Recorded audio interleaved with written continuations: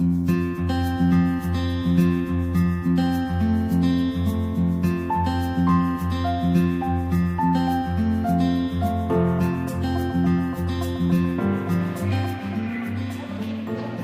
pagi anak-anak. Selamat pagi, Bu. Sehat? Sehat, Bu. Sehat, Bu. Oke, kita perhatikan dulu pembicaraannya. Ya. Ada sampah. Waktu itu sampah di bawah di kolong mejanya.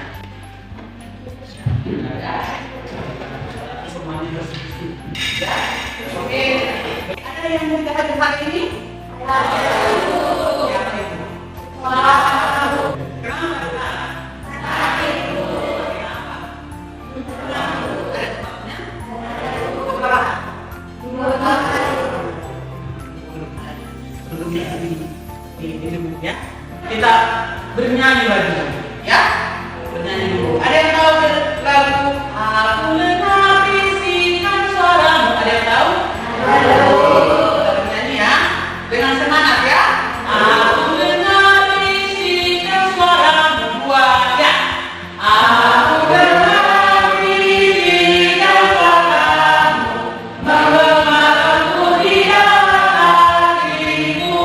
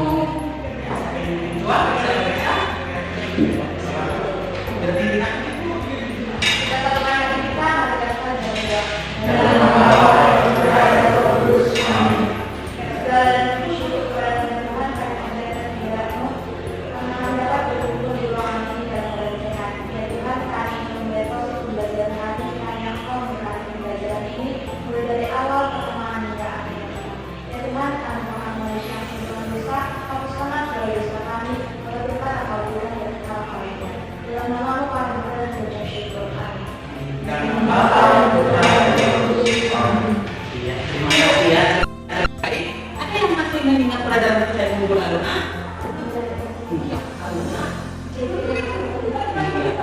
Gereja yang apa?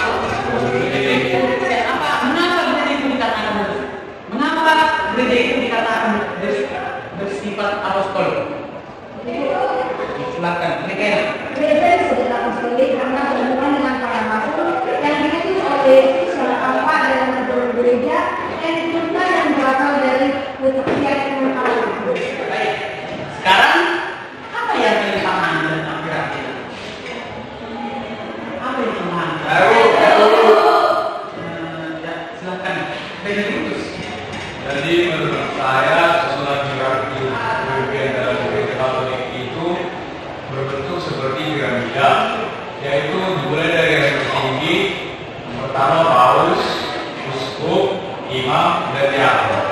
Iya, terima kasih untuk Benediktus. Tapi itu yang dijawab itu tentang susunannya. Sekarang apa yang perumpamaan tentang hierarki? Tentang hierarki. Apa arti hierarki?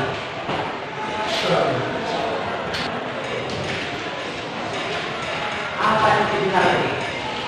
Susunan? Ada yang bisa? Hierarki adalah? Ya, silakan. Silakan. Boleh di Hierarki adalah tingkatan-tingkatan jabatan yang ada di dalam pelayanan gereja. Iya, tingkatan susunan pimpinan dalam gereja Katolik yang terdiri dari paus, uskup, imam, dan diakon. Terima kasih. Oke, yang kedua, apa? Ada yang tahu nggak tentang susunan kepemimpinan dalam gereja Katolik? Oke, silakan.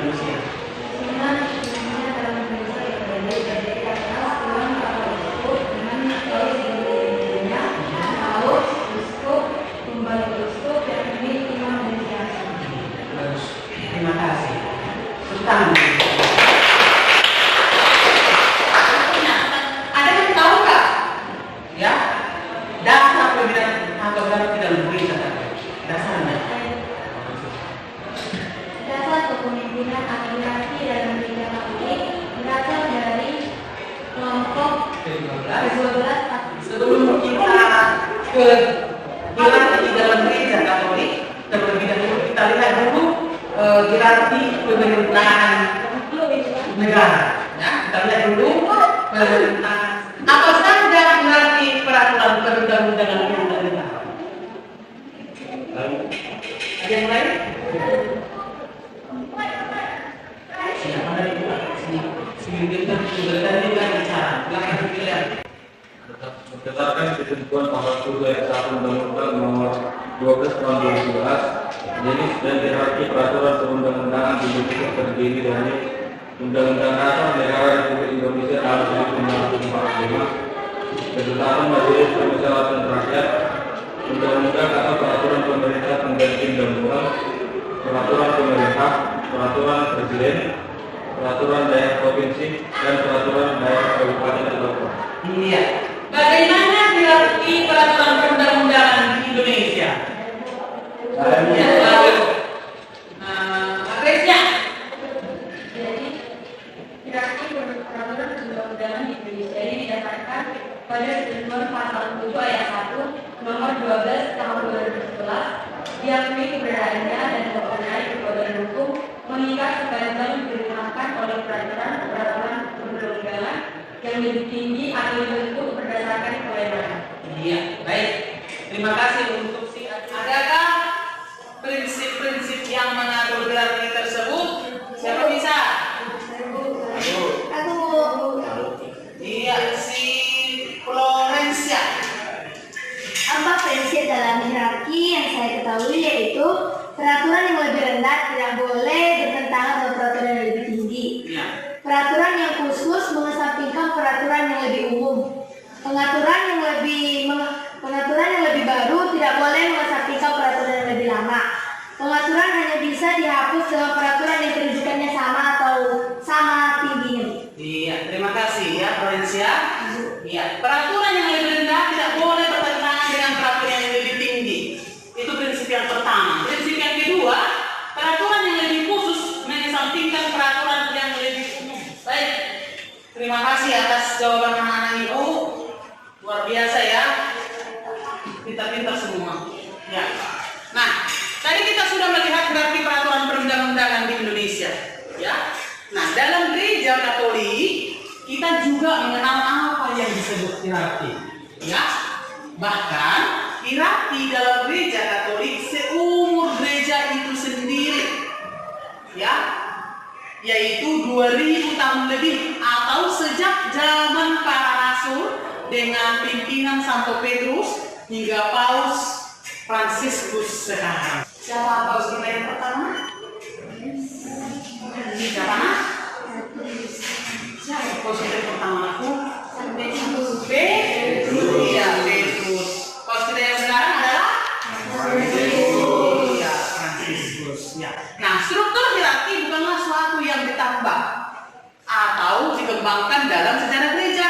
Menurut ajaran Konsili Vatikan kedua, struktur itu dikehendaki Tuhan dan akhirnya berasal dari Kristus sendiri.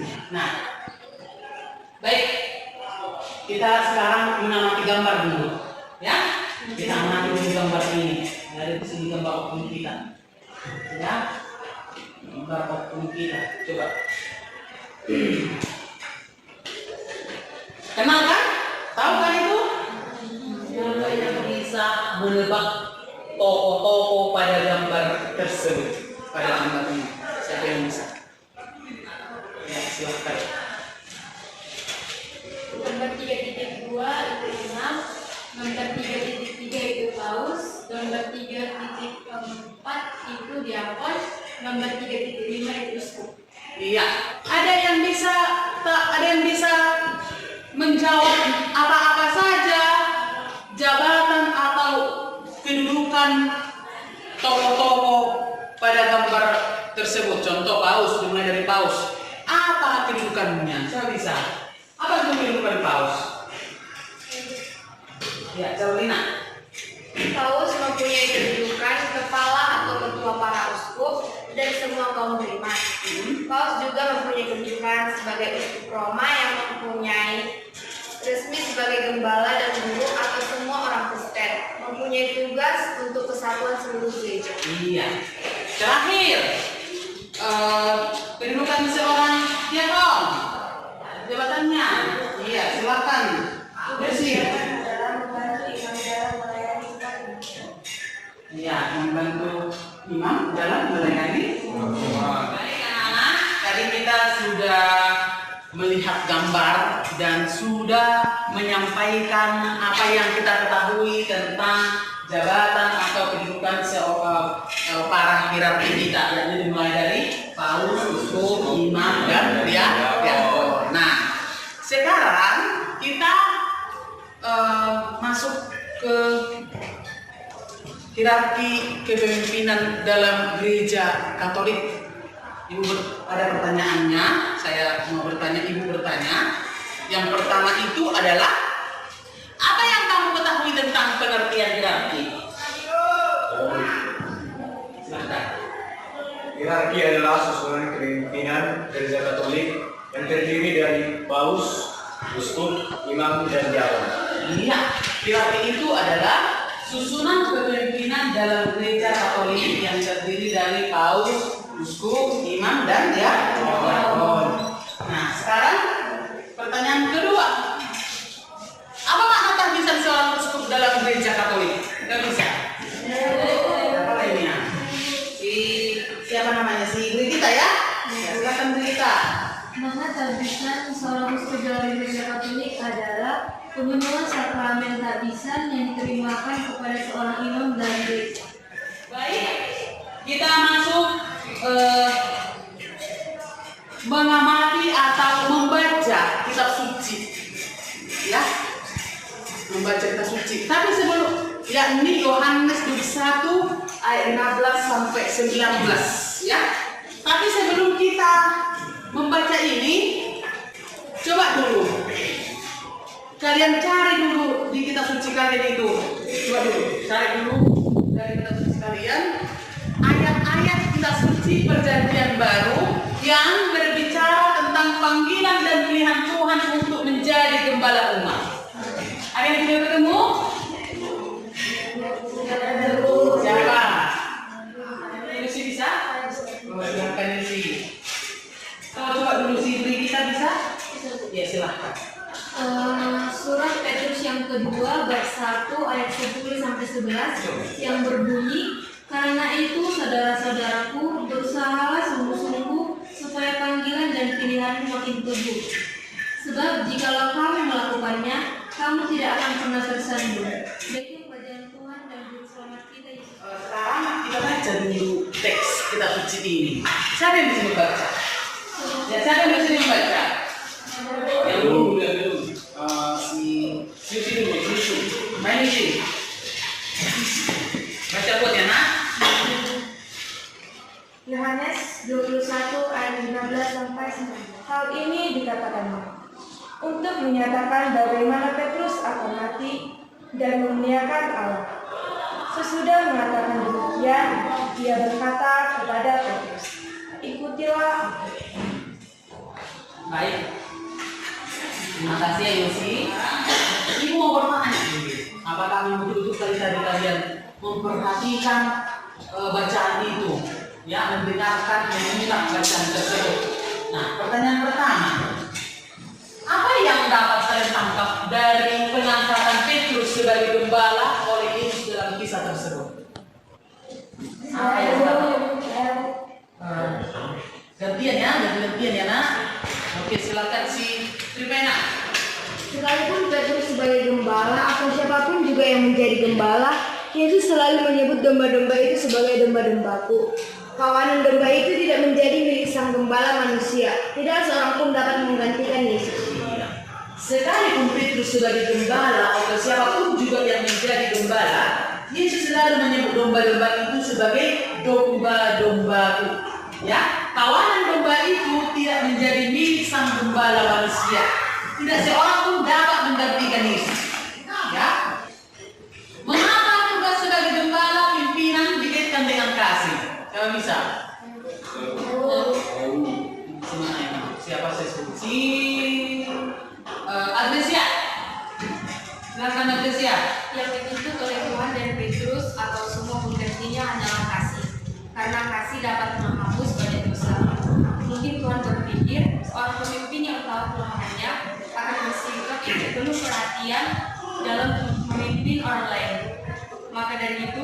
akan banyak belajar dari kelemahannya.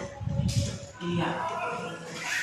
Mengapa Yesus memilih Petrus yang sering ceroboh dan labil untuk menjadi pemimpin umatnya? Ayo angkat tangan. Siapa saya suruh ya? Si Yuliani. Yesus memilih menjadi gembala dan pemimpin kawanannya, walaupun Petrus sering ceroboh dan labil, bahkan pernah menyangkalinya sampai 3 kali. Pemilihan oleh Tuhan sungguh berdasarkan kasih karunia-Nya semata. Manusia tidak memilih apa-apa untuk itu. Iya. Yesus memilih Petrus menjadi gembala dan pemimpin kawanannya, walaupun Petrus itu sering ceroboh kan? Sering dan dia orangnya labil. Bahkan Petrus ini pernah menyangkal Yesus 3 kali ketika Yesus disalibkan atau dikubur. Nah, pemilihan oleh Tuhan sungguh berdasarkan kasih karunia-Nya semata. Manusia tidak memiliki andil apa-apa untuk itu. Oke, terima kasih biarnya. Sekarang pertanyaan ketiga. Mengapa tugas sebagai gembala pimpinan dikaitkan dengan kasih? Siapa bisa? Siapa saya sebut? Agnesia. Silakan Agnesia. Yang dituntut oleh Tuhan dan Petrus atau semua penggantinya hanyalah kasih. Karena kasih dapat menghapus banyak dosa. Mungkin Tuhan berpikir seorang pemimpin yang tahu kelemahannya akan bersikap penuh perhatian dalam memimpin orang lain. Maka dari itu Petrus akan banyak belajar dari kelemahannya. Iya. Jadi orang yang berdosa ini adalah sebenarnya orang-orang yang memiliki penuh pengertian. Orang yang banyak dosa pasti pengertian orangnya, karena dia merasa bahwa dia itu tidak pantas, begitu ya. Jadi di sini Petrus akan banyak belajar dari kelemahannya. Yang penting adalah cintanya kepada Tuhan tidak diragukan. Memang Petrus itu sangat cinta kepada Yesus, walaupun tadi memang dia pernah menyangkal, tapi dia menyesal oleh kebenarannya. Baik, terima kasih. Sekarang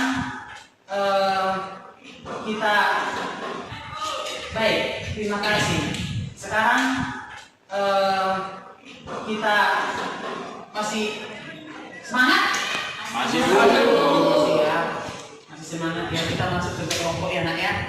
Ya, kita kelompok untuk kita hari ini ya. Ini adalah yang pertama, apakah dasar kepemimpinan autokrati dalam gereja Katolik? Apakah dasar kepemimpinan autokrati dalam gereja Katolik?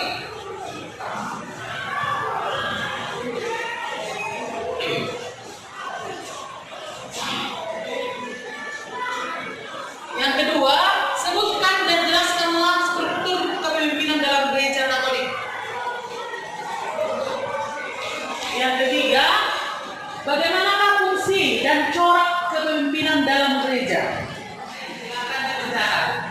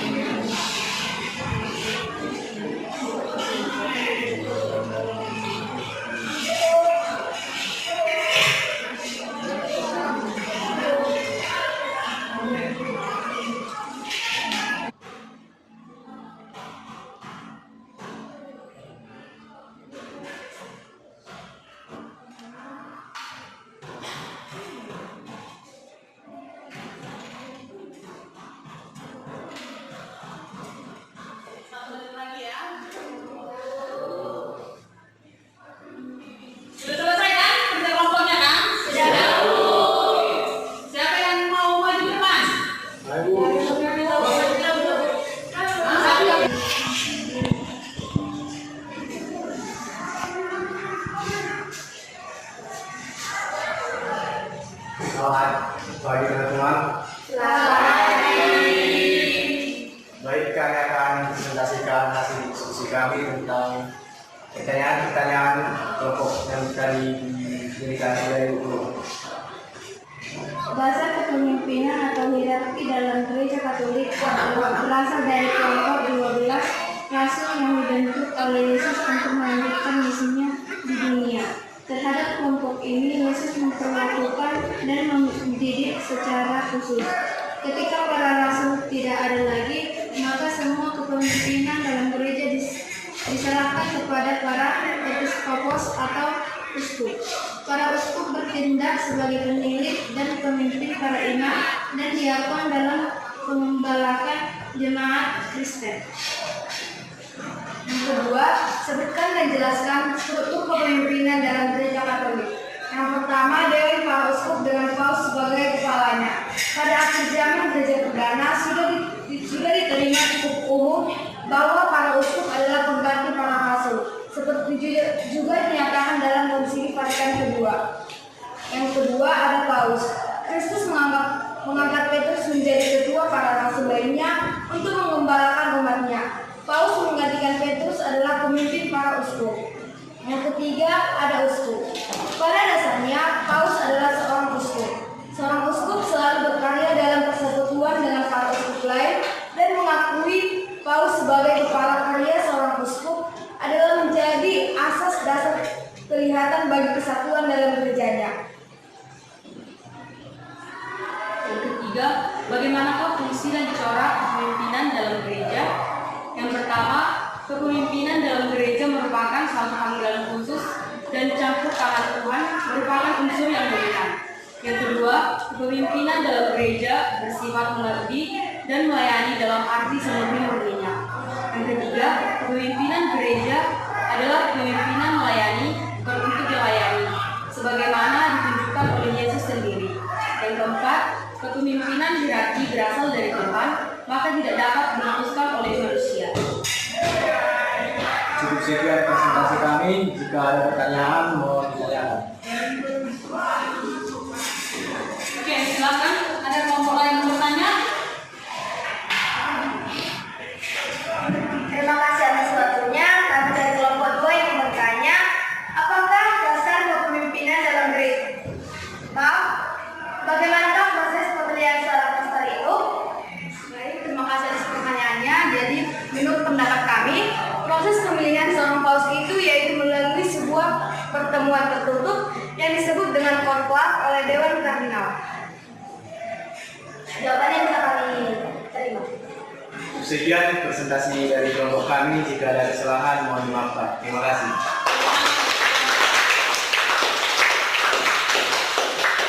Saya mau sebentar lagi kita bel ya. Jumlah masuk kelompok maju ya nak? Oke. Terima kasih untuk kelompok 1 tadi. Ya. Sekali lagi kita berikan. Oke, baik.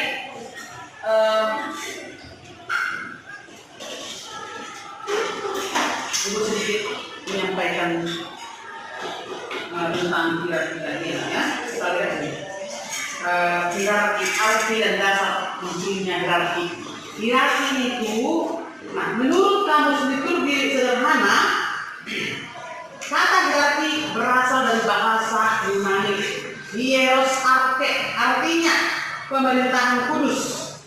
Yang dimaksud hierarki sekarang adalah tingkatan-tingkatan jabatan yang ada dalam pelayanan penggembalaan gereja. Nah, ada 2 kelompok hierarki nah. Ya, ada 2 kelompok hierarki. Yang pertama, hierarki tahbisan. Ingat ini ya, hierarki tahbisan. Hierarki tahbisan ini berurusan dengan ibadat. Ya, hierarki tahbisan itu berurusan dengan ibadat, terdiri dari imam dan diakon.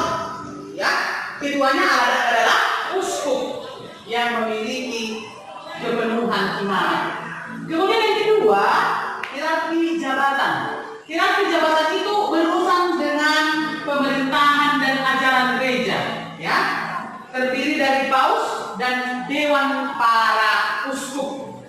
Keduanya adalah uskup yakni paus sendiri. Nah, sekali lagi saya katakan, ibu tekankan di sini, kalau di Roma paus itu menjabat seorang uskup, yakni uskup Roma.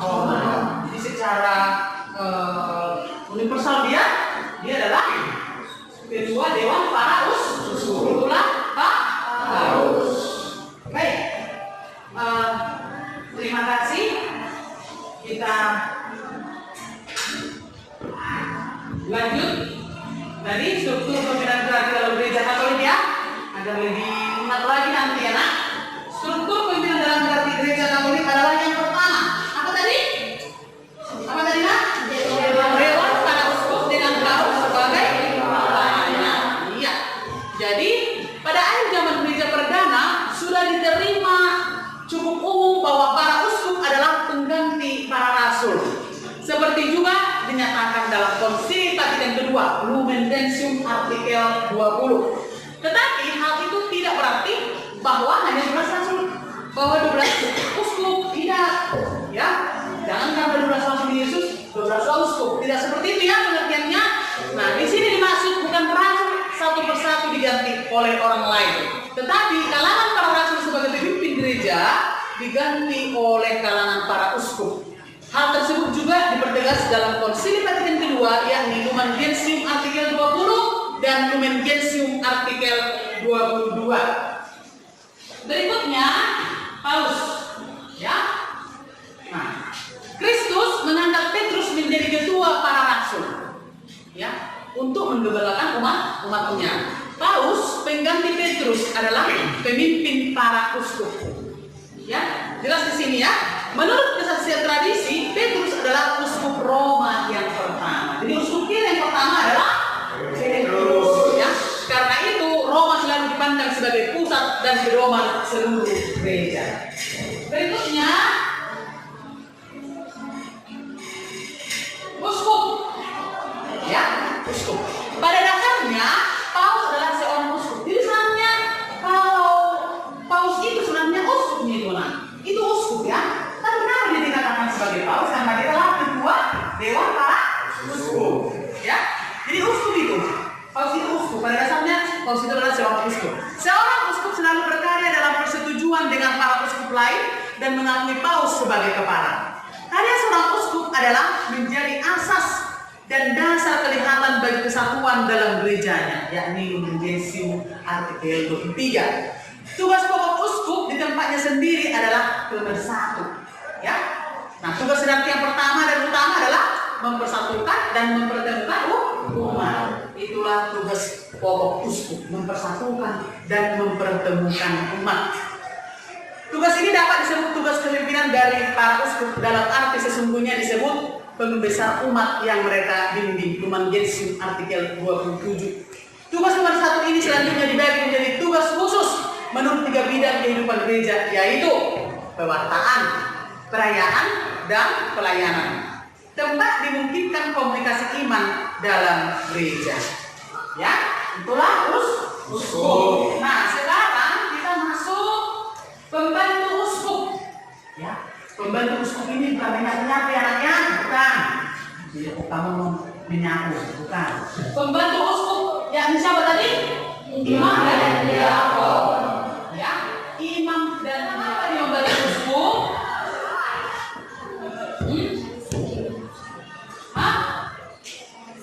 Melayani umat, ya. Nah, dengar, dalam setiap jemaat setempat dalam arti tertentu, mereka menghadirkan uskup. Para imam dipanggil melayani umat Allah sebagai pembantu arif bagi badan uskup, sebagai penolong dan organ mereka. Lumen Gentium artikel 28. Tugas konkret para imam sama seperti uskup. Mereka ditahbiskan pertama-tama untuk mewartakan Injil, iya, dan menggembalakan umat. Berikutnya diakon. Diakon ini adalah pelayan hierarki tingkat yang paling rendah. Jadi diakon itu adalah termasuk dalam hierarki yang paling rendah. Ya. Nah, kalau diakon ditumpahi tangan bukan untuk anak seperti imam, bukan, tetapi untuk pelayanan.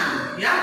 Lumen Gentium artikel 29. Mereka ini juga pembantu uskup, tetapi tidak mewakili. Para diakon adalah pembantu uskup dengan tugas terbatas. Dengan kata lain, diakon adalah pembantu khusus uskup, sedangkan imam adalah pembantu umum uskup.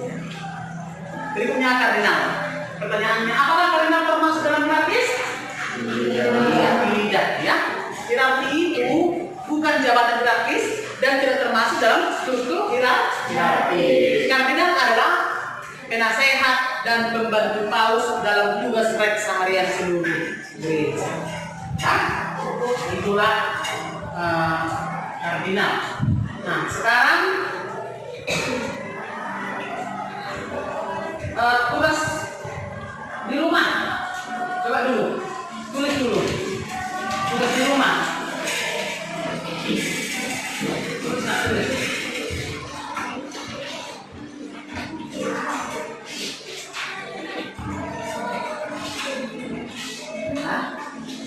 Baik, tadi sudah Ibu sampaikan tentang rangkuman dari materi kita hari ini. Sekarang Ibu buat tugas di rumah ya nak, dari tugas di rumah. Silahkan tulis yang ada di depan. Minggu depan ini dikumpul ya nak. Dibuat dalam 2 lembar kertas. Ya, dibuat dalam 2 lembar kertas. Pertanyaan pertama, tuliskanlah kepemimpinan hierarki yang seperti apa yang kalian harapkan di paroki. Ya, yang kedua, tuliskanlah doa untuk para pemimpin dalam gereja Katolik. Dan yang ketiga, buatlah niatmu untuk selalu menghormati para pemimpin gereja, baik lokal maupun universal, termasuk juga para ketua dan pengurus lingkungan atau ketua dan pengurus umat basis Anda masing-masing. Itu bisa ya. Jadi minggu depan dikumpul, dibuat dalam 2 lembar kertas.